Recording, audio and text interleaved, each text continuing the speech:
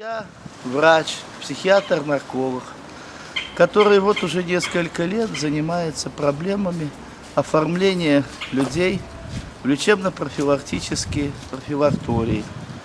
Для того, чтобы попасть в ЛТП, видимо, вы знаете, надо иметь 3 подряд административных правонарушения, чтобы потом попасть на первую комиссию для решения вопроса о наличии заболеваний, препятствующих к оформлению в ЛТП и противопоказания, а также о наличии алкоголизма. И если после первой комиссии человек, дав подписку, совершает еще одно правонарушение в пьяном виде, значит, его уже проводится вторая комиссия, которая, как правило, уже является технической, потому что, естественно, диагноз там уже стоит, алкогольная зависимость. Он подписку дал, и после второй комиссии уже дела направляются в суд, и, как правило, суды принимают решение в пользу того, чтобы отправить того или иного человека для лечения в лечебно-профилактические вот эти вот учреждения от алкоголизма. Ну, были ли случаи, когда после второй комиссии кого-то не отправляли? Вы знаете, в моей скромной практике такой случай, в общем-то, был только один, когда вот совсем недавно мальчик такой, лет под 19, суд принял решение об приостановке дела. Как проводится первая комиссия? Ну, какие правовые документы? Ну, основной документ правовой – это 53-е постановление Министерства здравоохранения Республики Беларусь. Это постановление о диспансеризации населения с хроническим алкоголизмом. Ну, там описывается, сколько человек диспансеризируется первый год, там, сколько раз его надо смотреть второй, третий год. Ну, что на диспансерном учете, кто стоит, какие группы. И второй приказ, это 55-е постановление Минздрава Республики Беларусь. Оно конкретно регламентируется, что при каждом лечебном учреждении, в общем-то, на районах, в области создаются такие вот комиссии, которые решают вопрос о наличии противопоказаний и показаний к направлению лечебно-профилактические профилактории. Значит, туда входят 5 человек. Это заведующая, как правило, председатель этой комиссии.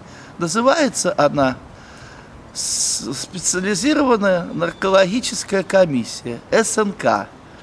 Как я в шутку ее называю, да и мы про себя, Совет народных комиссаров.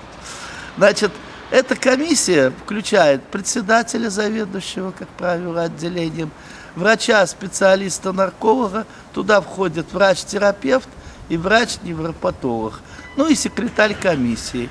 И вот эта 5 решает судьбу дальнейшего человека. Если мы посмотрим именно положение об ЛТП, никто там не говорит о лечении. Вот часто задают наши пациенты вопрос, а вылечивается ли, лечатся ли в ЛТП? Там нету положения об ЛТП, лечения. Там стоит вопрос о социальной реадаптации и изоляции.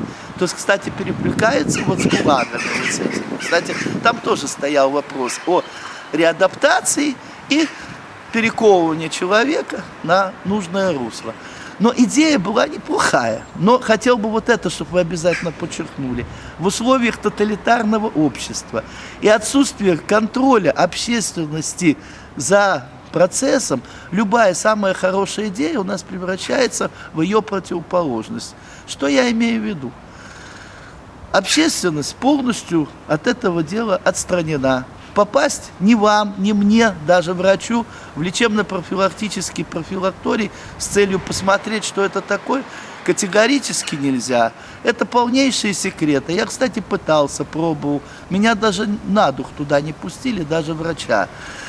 Так вот, это все сделать невозможно.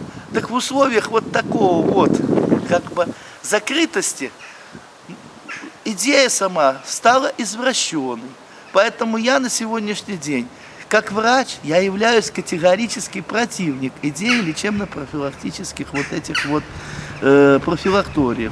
И оформляю в них только именно потому, что это функциональная моя работа. Я, если этим заниматься не буду, я лишусь работы. Почему на сегодняшний день идея эта извращена? Дело в том, что очень часто туда привозят милиция людей оформлять абсолютно случайных, то есть которым не нужно туда абсолютно попадать, а именно, чего греха таить. Тяжелее работать с каким-то действительно настоящим алкоголиком, который гробит семью и может надавать тому же милиционеру по голове. Проще сделать так. Я отвечаю за свои слова, я готов на суде факты предъявить. Когда милиция становится напротив ресторана, это страшно, действительно, на самом деле, ситуация. Сколько загубленных судеб, сколько нервов переломано. Человек выходит с ресторана, он выходит с похорон, со свадьбы, и тот же его под белые ручки. Такие факты сплошь и рядом находятся. И составляется административный протокол. И поверьте, что 2-3 протокола в этом случае составить очень легко. К сожалению, и законом ЛТП очень часто пользуются и родственники с целью, например, отобрать квартиру. Очень часто бывают такие случаи. Жена вызывает на мужа, он просто пришел, выпил, посмотрел этот самый хоккей. Жена вызывает, милиция приезжает, а участковый говорит: да я не могу не отреагировать. 5 или 6 вызовов. Естественно, каждый раз человек выпивший, и каждый раз на него составляет административку. Но он не буянит, ничего плохого не делает. Поэтому я с этим тоже очень часто сталкиваюсь, что буквально используют это и как оружие именно злоупотребления в психиатрии именно с этих целей. Очень часто участковый милиционер не работает с населением, а он работает с компьютером. Он на компьютере выбил, что у человека 3 административки. 1 в январе, 2 в феврале, и потом уже он полгода не пьет, и у него 3 административки было. Он вспоминает, что у него 3 административки. И хватает людей. Поверьте, я отвечаю за свои слова. С работы, с учебы. Приезжают утром, когда люди спят в семье, трезвые, и берут их на 1-ю или 2-ю комиссию ЛТП. Понимаете? Потому что участковый, он пользуется именно компьютерными данными. 3 есть у него комиссии. И, пожалуйста, значит, он должен там, то есть 3 административки, он должен оказаться на комиссии. И что в итоге происходит? Ломается судьба людей. Это же действительно сплошь и рядом так получается. Человек работает на хорошей должности, на железной дороге, прекрасно характеризуется коллективом, и тут забывают о том, что у него 3 административки, вспоминают, когда-то он в начале года получил, его прямо с работы хватают. Поэтому на сегодняшний день хочется обратиться к руководству Министерства внутренних дел, чтобы действительно требовалось участковых не просто работа с документами, а конкретно работа с людьми. Чтобы не было такого, сколько ты оформил в ЛТП, а чтобы конкретно были показатели, сколько у тебя человек пило на участке и столько перестало пить. ЛТП, хочу вам сказать в заключении, это как тот нож, понимаете? Нож – хорошая вещь, но им можно сделать шикарную операцию, техническую, спасти человеческую жизнь. Но им можно и зарезать. Так вот сегодня, дав в руки нашим внутренним органам внутренних дел, через 5-й декрет президента, через различные другие декреты, дав этот нож им в руки, милиция вместо того, чтобы им делать мастерские операции, просто махает и рубит где надо и не надо. Поверьте, я отвечаю за свои слова. И с этим надо прекращать. Да, я бы был неправ, сказав, что это только плохо. Да, есть, конечно, какие-то случаи, когда действительно людей привозят, действительно деградантов, когда действительно они терроризируют общество, семью. Но я вам хочу сказать, что для этого есть и 174-я статья Уголовного кодекса, для этого есть и статьи 331 и другие статьи за хулиганство, злостное хулиганство, неуважение к обществу. Пожалуйста, судите нормальным судом, сажайте этих людей.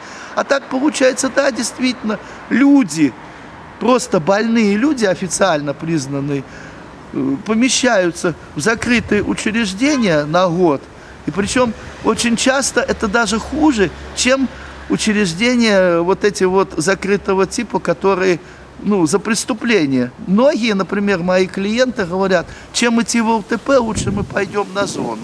Мы хотя бы там знаем, что если мы там будем себя хорошо вести или что, могут срок скостить. А тут, понимаете, ситуация такая, что раньше было, что как ты себя не веди, год, так сказать, ты там отбудешь. От звонка до звонка. Сейчас немножко смягчили, что если ты хорошо себя ведешь, то можно ходатайствовать полгода. Но, как я разговаривал со своими пациентами, столько всяких подзаконных уже бумаг требует, чтобы вот через полгода освободить. Ты должен принести справку с работы, что тебя берут на работу, что ты готов трудоустроиться. Кто сейчас в условиях безработицы даст такую справку? То есть фактически это опять-таки год от звонка и до звонка. И более того, за плохое поведение можно получить 1,5 года. Я считаю, что ЛТП – это преступление нашей власти, и что власть наша ответит за это и ответит на